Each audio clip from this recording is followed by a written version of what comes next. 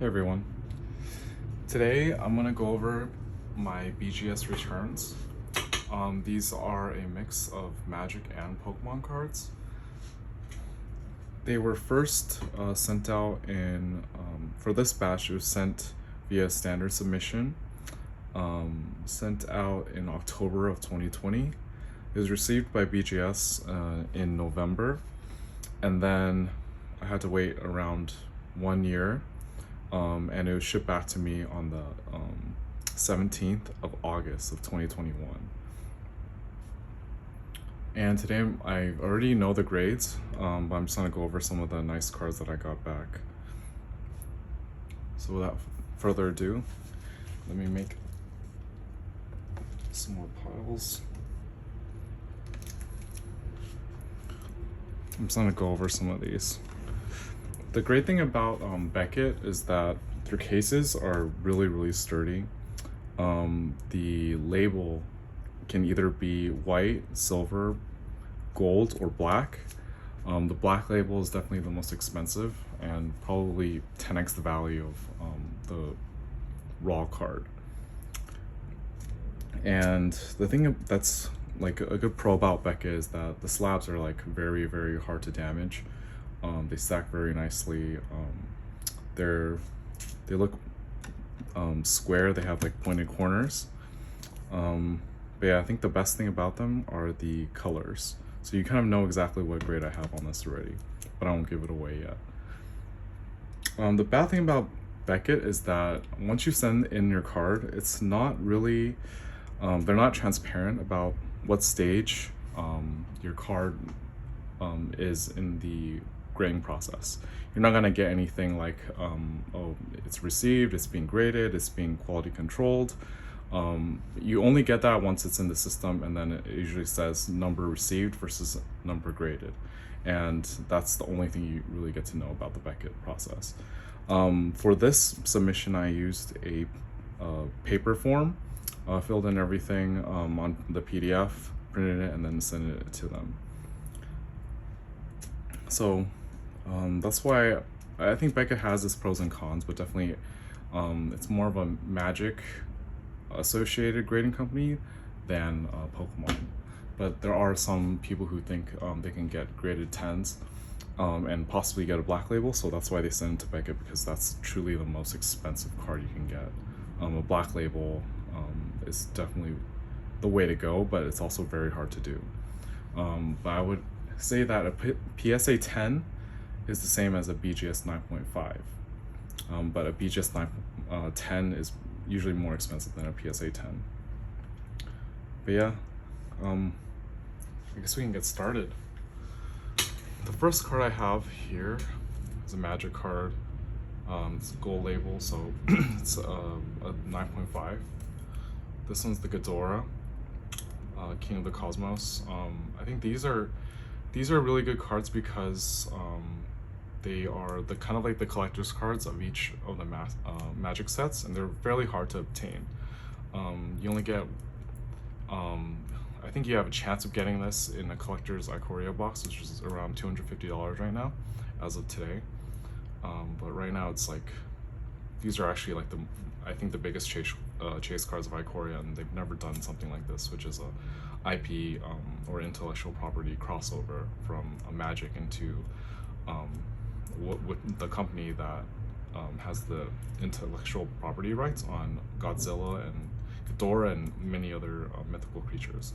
So that's why I like Ikoria as a set. You kind of have these. It's gonna be very hard for Wizards to reprint this if it's not in like another set, or if it's not renamed as something else. So I think it's a pseudo reserve list and a very good pickup. So I think these slabs, I've been picking up a lot of these cards and grading them. So yeah, this 9.5 is really good quality. I have a lot of these cards on my eBay store for sale too. I have a lot of extras, so if someone can enjoy these as much as me, then that'd be great too. So that's the first one, Godzilla. Next one, Space Godzilla. This one's a banned card. They created this card in 2020 with Death Corona in its name, and that's kind of not the best thing to do instead when it's coronavirus and COVID times, and a lot of people did die, unfortunately, the last year or so. That's why this card was banned, and it's changed into something else. But they actually never created a second print run where they call it Void Beckoner instead of Death Corona. So that's why it's a little iffy, but I think it's a really cool card. It's never gonna be printed as this again, and that's why it's nice to have. This one's all of these are foil. Next one is the this is the Mechagodzilla alternate art. This one kind of looks like it's Mechagodzilla. It's a robotic Godzilla, and the card associated for was Crystalline Giant. It's pretty much, these are all like in Magic. When you play these cards, they're all not playable. So that's why I think they're very collectible, especially with these full art frames. So this one's really nice. I was trying to get a 9.5 set of each one of these. Next one is a Pokemon one. Togekiss VMAX. I thought it was a cool card, so that's why I sent it in. It's a rainbow rare, so it's considered one of those hyper rares. Kind of hard to get. Not worth that much, but it's still a cool card, and it's a very powerful Pokemon in the game. Next one, Kabu. I like these trainer cards, and I think I pulled some of these. This one's a 10. This is also for sale right now. The thing about the PSA, the BGS 10 is that you can have 3 subgrades as 10, and then a 9.5 kind of ruins it a little bit, but still a 10. But if I got a 10 on the centering, then it would have been a black label and probably worth a lot more.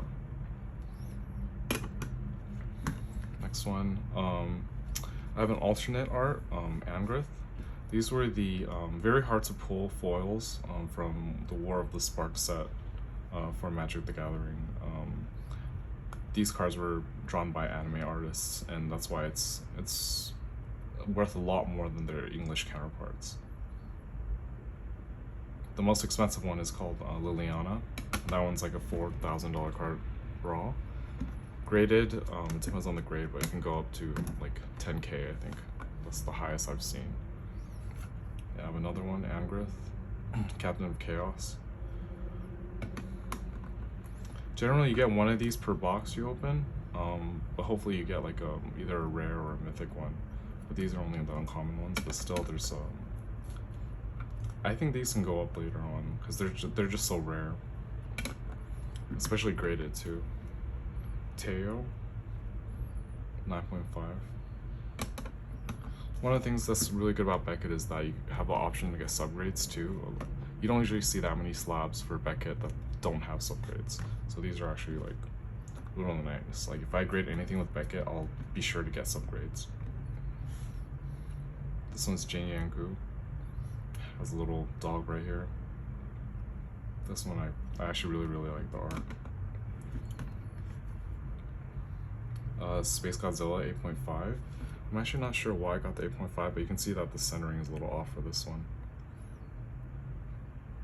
Definitely have to pre-grade this. It has some edge whitening as well. So I think it's very true to grade. Like I think one thing that's really good about Beckett is that's very true to grade, and it's been true to grade for a really long time. Like I think PSA is very inconsistent, which is why there's a lot more 10s that went out in years before, and right now they're a lot stricter on vintage, and they keep changing their standards. So I think BGS has that up on them. Next one, a 9 for Space Godzilla. This one's a Quad++ 9. Another 9. This one has 8.5 subgrade, fortunately. But not too bad. Centering wasn't that great from the back of the card. Yeah, it looks very crooked here. So I think it was a really nice one. Sometimes the thing about Magic cards, they have a holofoil dot now, and sometimes that's very misaligned. So you have to try to get it as aligned as possible. But you can see that this one looks fine in the front, but still, it's not cut right from the back. So that will definitely dock it. Yeah, these are for sale on my eBay store as well. 8.5 again, another 9.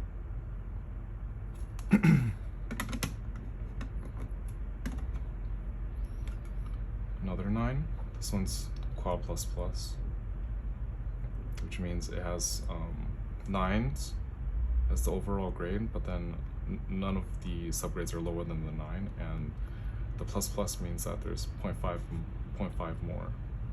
Sometimes you can get 10 subgrades too. 9 on this Mechagodzilla. Yeah, it's like a beautiful card. All these are foil. Another one, this was Batra.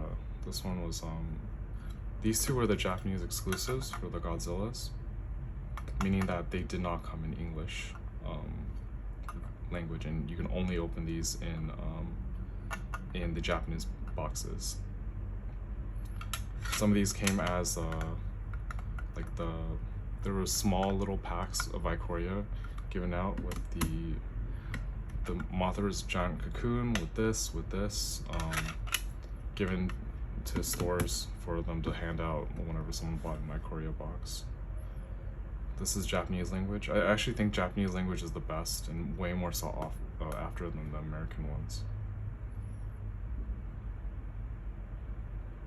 Yeah, Japanese language is the way to go because this intellectual property, I think it's Toyo, is the company that has Godzilla.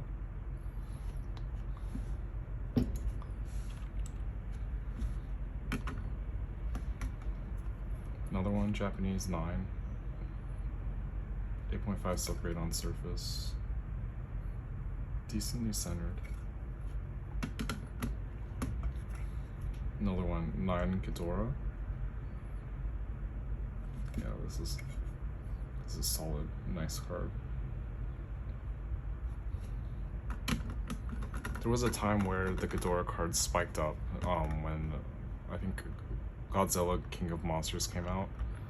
Or actually no, it was Godzilla versus King Kong. That movie came out and there was a huge spike, but now they kind of retrace a little bit. I still think they're great pickups because they're pretty much pseudo reserve list. It's gonna be very hard to print these again because Wizards will have to ask the Godzilla company give them the rights again to print these cards. Got another 9. Yeah, these alternate arts and these kind of showcase ones, I really do think they're very collectible, and I think that's the thing that Wizards is trying to do to compete with something like Pokemon. Getting this is actually very rare. You don't get it in every box or anything, so that's why it's such a nice pickup to me. I'm gonna keep collecting these. Another 9. Has some centering issues. Got a 9.5 though. Actually, not too bad centering here. Got another 9. This one has good centering, but yeah, edges and corners maybe had a nick to it. Yeah, some whitening here. That's my first pile.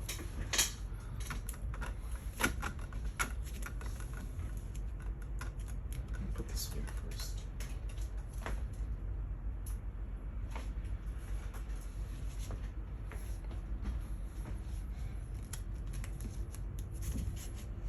Here's the next pile. These are the ones I'm actually keeping in my personal collection. Have them all sealed up right now, so these aren't for sale, but I'll show them off anyways. So you can see it's a gold label as well, Pokemon card. Looks really good. Oh yeah, this is my Charizard V. Got a 9.5 with edges being a 9. Yeah, if you can get one of these in black label, they're very highly soft after, so that's why I sent a few of these in to Beckett. Yeah, it's a beautiful card, especially in this case.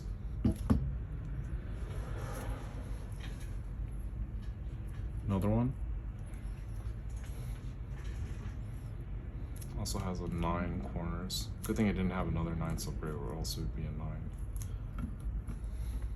Next one, another gold label. I think I know what this one is already. You can see that the centering here was pretty good in the back. Oh yeah, this one's probably one of my crown jewels for my Pokemon collection. Centering 9.5 corners, edges, surface, all 10s. If I got another 10 here, this thing instead of it being a $700, $800 card, it would be worth a couple thousand. I want to say 2,000 or 3,000 or even more if it's a black label here. Unfortunately, I don't have any black labels, but this is still really, really nice, and probably something I'll never really get rid of. It's really uncommon to see a 10 like this. This is more Magic. This one's King Caesar, Open Titan. You see the art is really nice. I picked up a lot of these in Japanese as well. 9.5 plus has a surface grade of 10. Yeah, these I just never want to really get rid of. Another one, this is Rodan. Titan Winged Fury. Yeah, these look epic. It's kind of funny that the text actually goes into the crypt. It's a little ugly, but not too bad. Another one I had, Brokos. Yeah, some Bioquartz Space Godzilla. 9.5. This one's Batra, but 9.5. It's also really nice too. Mechagodzilla 9.5. Yeah, this one's true 9.5. 9.5 everything for subgrades. Yeah, this one's just like beautiful. I'm happy a lot of these turned out this way. Space Godzilla, Death Corona, 9.5. Yeah, these I'll probably never get rid of. They're just too cool. Maybe might frame them or something.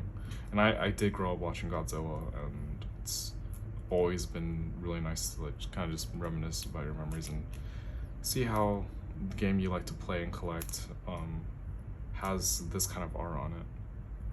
So it's really, really nice. I have Ghidorah in Japanese coming back, but I still have another order at Beckett. Here, let me stack these up really quickly.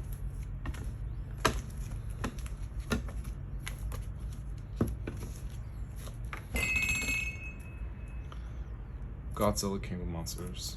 You don't really need to say much on this one. This was like the promo card, but I was like, I need to have one of these graded as well. The 9.5, I think is really nice. 5-box promo, I think. Like, no one really plays with this card as a commander or anything, so it's pretty nice seeing it like this. There's another card in Magic called Doran the Siege Tower, which used the toughness instead of the attack, but this one uses the attack. Or the power. 9.5. 9.5 Mothra. I think this one is one of the best arts. This one's just beautiful to me. Mothra, you kind of see it as like it was always an ally of Godzilla and always kind of helping out Godzilla, so I think it's pretty cool. Even though insects and reptiles don't really coexist together. Kind of cool. Space Godzilla 9.5. These are nice too. Yeah. Another one. Unfortunately, they're not true 9.5s. This is the last stack. I think I already know. It's gonna come up. 9.5. Another 9.5. This one has a 10 subgrade. Oh, Mechagodzilla Battle Fortress. This one was a promo one. This one's also true to grade. Yeah, this one was, I think, if you bought some cards from your local game store, you'd get this for free during that time frame. So I bought some and I kept picking these up. Ghidorah. This one's the crown jewel, I would say. Unfortunately, I didn't get any of these in 10s, but 9.5s, I'm not really complaining about it. Another 9.5. Oh yeah, I think I got a bunch of these. 9.5, this one has a 10 subgrade. 9.5, ooh, this one is a 9.5 plus. Has a surface subgrade of 10. Same thing for this one.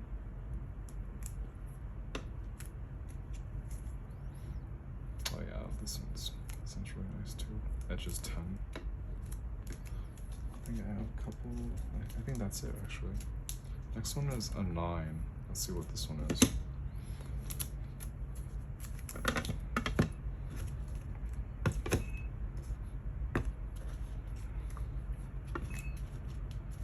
It's interesting because if you collect all these slabs, you're gonna run out of space. It's good to have one of those boxes where you can keep a lot of your slabs in. Okay, this one, I think I know what this one is too. Only a 9, but yeah, it's a beautiful 9. These expeditions were kind of like the lottery cards in Magic. I think it was like 1 per case, which is 6 boxes. It's like, it's ridiculous. But if you open these, you'll be pretty happy about it. I never opened any of these, but I collected these because I bought some collections. Yeah, these are just nice. Like, one thing I didn't like about this was that sometimes the edges would get messed up because of the folding process. You just open one in a pack and then it looked really, really bad, because I've seen it in some other YouTube videos. Yeah, Scalding Tarn's just one of the best fetch lands for Magic. I'm happy I got a 9. I feel like it should have gone an 8.5 because of all the wear, but it's still really nice.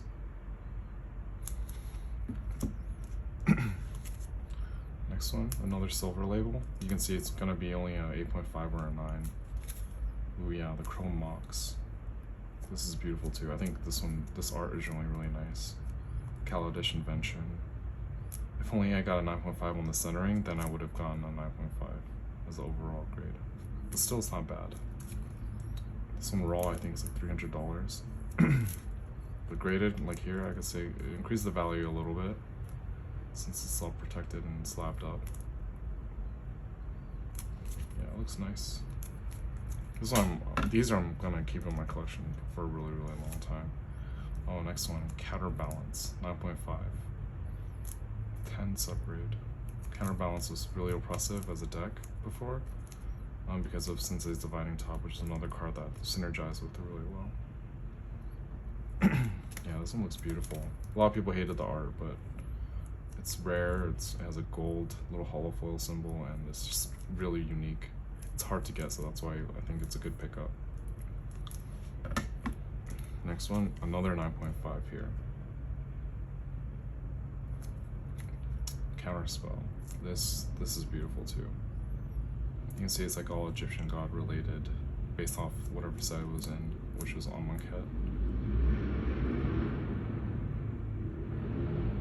Yeah, really nice art process on these. Next one, 9.5 as well. This one probably is another invention or expedition or masterpiece. Oh yeah, this one's my crown jewel.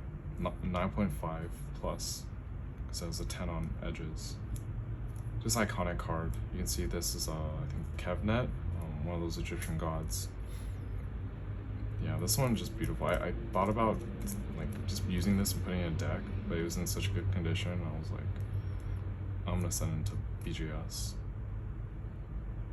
Yeah, this is beautiful to me. Like, I'm not sure if they're undervalued or not, but still, it's a nice pickup.